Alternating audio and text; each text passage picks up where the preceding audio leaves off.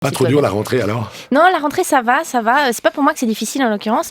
C'est pour le ministère public de la Confédération, figurez-vous, qui a ouvert une enquête cette semaine parce que 2 Biennoises sont parties faire le djihad. Voilà, ce n'est pas une contreprétrie, mais c'est bien la réalité. Alors on remarquera tout de même que plus il y a de fervents extrémistes dans le monde, plus il y a d'ouragans, de glissements de terrain, de tsunamis. Alors pour les climato-sceptiques et les fondamentalistes religieux, qui d'ailleurs souvent se trouvent occuper le même espace du diagramme de Venn, le message est clair, Dieu vous urine dessus. Et je ne crois pas que ce soit comme ça qu'il montre son assentiment, à moins que Dieu soit un chiot.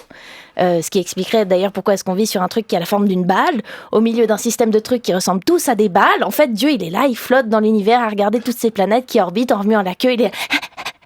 Et puis de temps en temps, il peut pas s'empêcher, hop, un coup de patte malheureux et paf, ça fait des astéroïdes.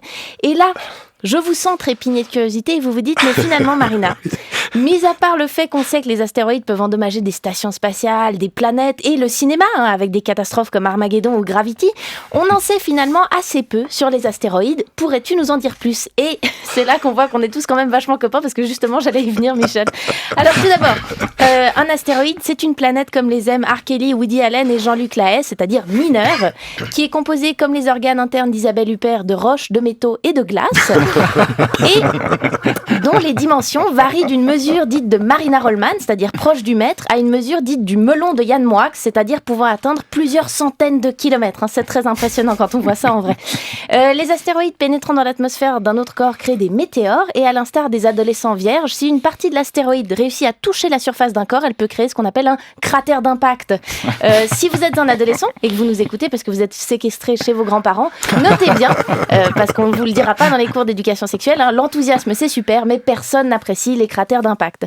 Alors, fin de la parenthèse astronomique, pour en revenir au sujet du jour, 2 Biennoises sont parties faire le djihad.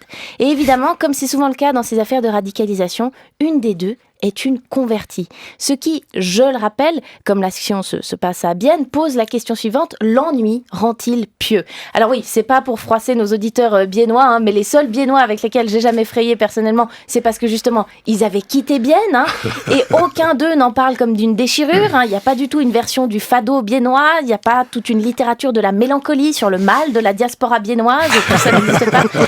En revanche, il y a fréquemment des gens qui préfèrent aller se faire péter à Raqqa plutôt que de passer un jour de plus à Bienne. Ça dit quelque chose quand même. Mais ces convertis qui se radicalisent, c'est quand même un comble de rentrer, je veux dire, dans un groupe pour ensuite le souiller au nom de tous ses membres. C'est d'une arrogance, c'est dingue.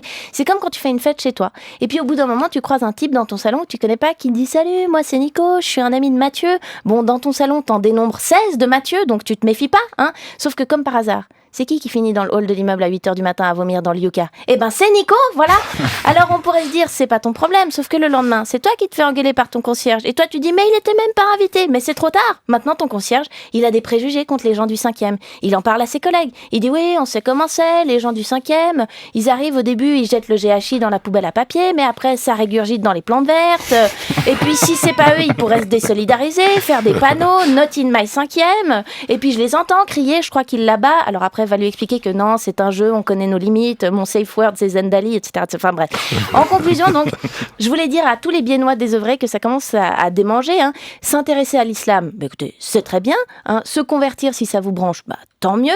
En revanche, si vous vous ennuyez au point d'hésiter à aller participer à des tables rondes sur la décapitation dans la banlieue de Raqqa, par pitié, laissez tranquille des religions qui vous ont rien demandé. Je veux dire, il y a plein de trucs intéressants à faire dans la vie pour s'occuper. Par exemple, déménager de Bienne ou s'intéresser aux astéroïdes.